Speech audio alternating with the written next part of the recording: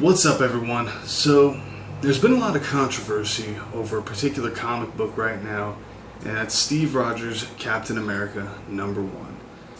Now, I wasn't going to do a video about this. I have been wanting to do videos discussing key issues, comics coming out, but I wasn't going to start here.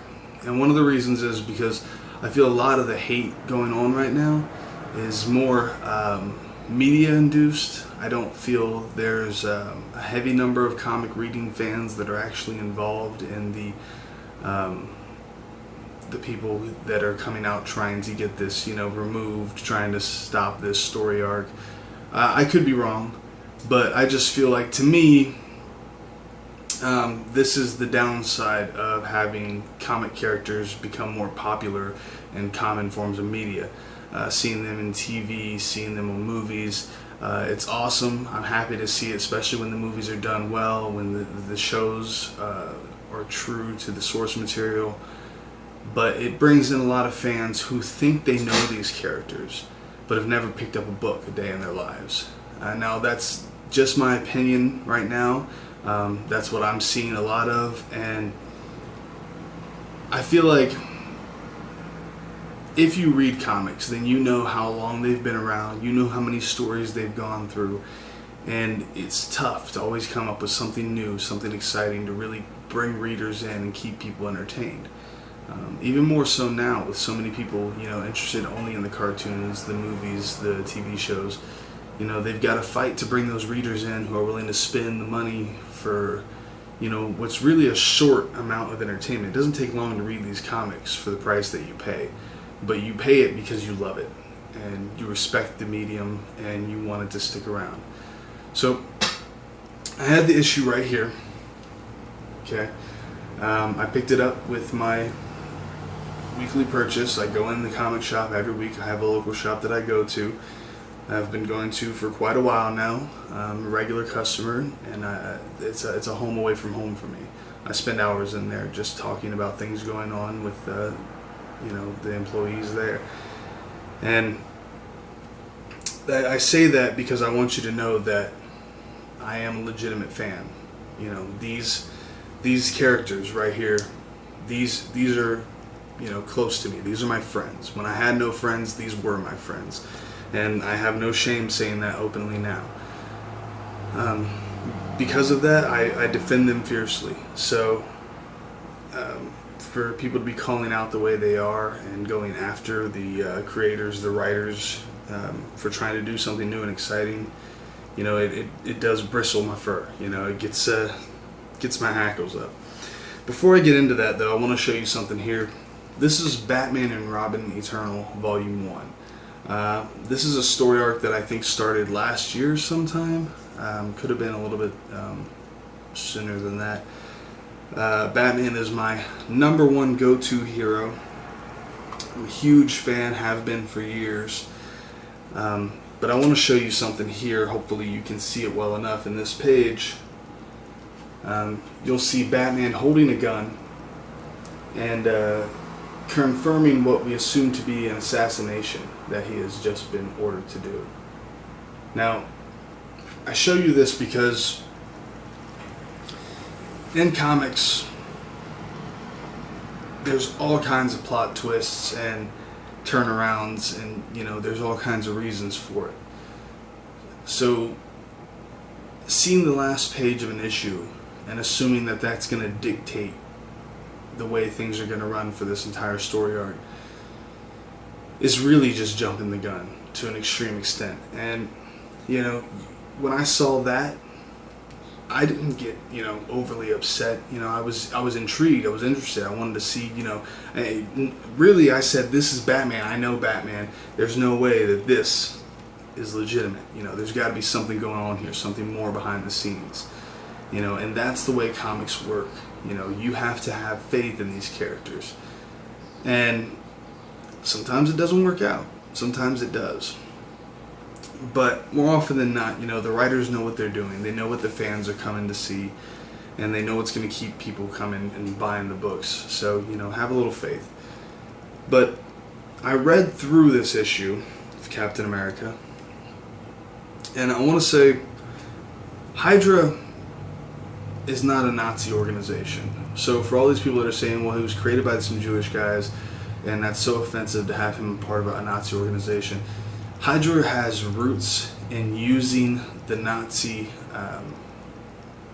reign to come to power, but they are not a Nazi organization. In fact, the idea of hate based on just skin tone or belief and things like that, this issue has Steve Rogers talking about how he can't handle this new Hydra because they do go out and beat a man just for the color of his skin. He's openly stating how that's not the Hydra that they're used to. So I want everybody to keep that in mind, before they go jumping the gun and saying that he's part of this hate organization, this Nazi organization. Are they a terrorist group? Yes, but you're really kind of mashing things together there. Going beyond that, I've read through the issue, and I'm going to share my opinion on where I think this comic is going.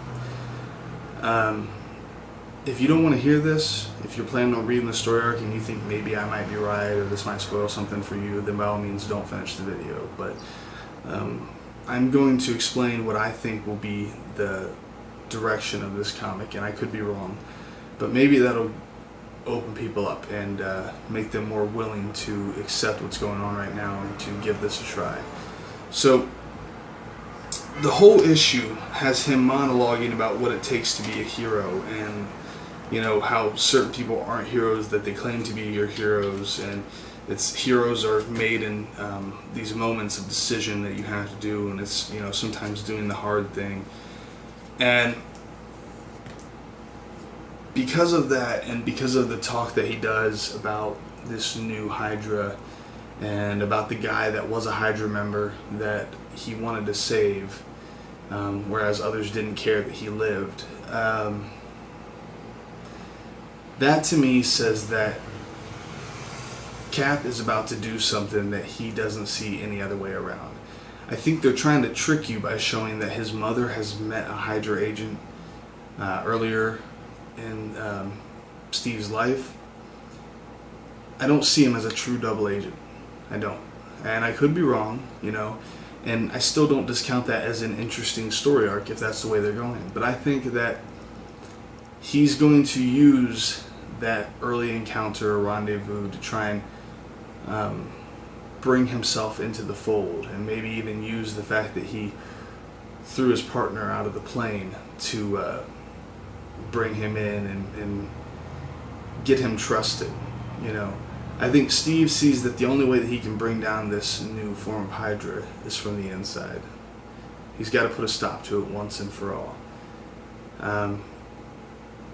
That's just me reading enough, watching enough, taking enough over time, that sometimes, I can take a good guess at where story arcs are going, and sometimes I'm right. I'm not saying that I am here, but that's just how I see it. Regardless, I think it's a good issue, and I think it's worth the read, and I definitely am intrigued to see where it goes from here, because that's what it's all about. It's the story. This is not a whole story. This is a small portion of a story. I mean, most story arcs are encompassed by 15 volumes or so of these, 15 issues or so, depending on what they are. There are smaller ones that are only 4 or 6 or so issues, but larger story arcs, they take a while to tell, and it's way too early to guess where this is going and to claim that Steve is some exact double agent. Going even further than that, these are comic books, guys. Anything can happen. They keep talking about the cosmic cube that made Steve young. Guess what, guys? Right before this, he was a 90-some-year-old feeble man, and he was made young again by a cosmic cube. Maybe that same cosmic cube is being used to control his mind. Or maybe it's a doppelganger put in his place. Anything can happen, and it has happened, and most of it to Captain. I mean, he's been frozen in ice before. All these things have happened, and anything's possible in the world of comics. Nothing's out of question. Nothing's too strange or bizarre to use. So you can't just get mad all of a sudden that he's supposedly part of this organization without knowing the whole story, without seeing all the facts. Beyond that, he's a fictional character. You know, he's a fictional character that, yes, has a lot of love, maybe inspires a lot of people, and is almost a sort of role model for some. But he's still a fictional character. And at the end of the day, he's just ink on paper. And maybe he shouldn't impact your lives so heavily. And that's a hard thing for me to say, because truly comics impact my life very heavily. As I said, they were my friends before I had friends, and they will continue to be my friends. I know most of the characters in these pages better than I will ever know many of the people that I've met in real life.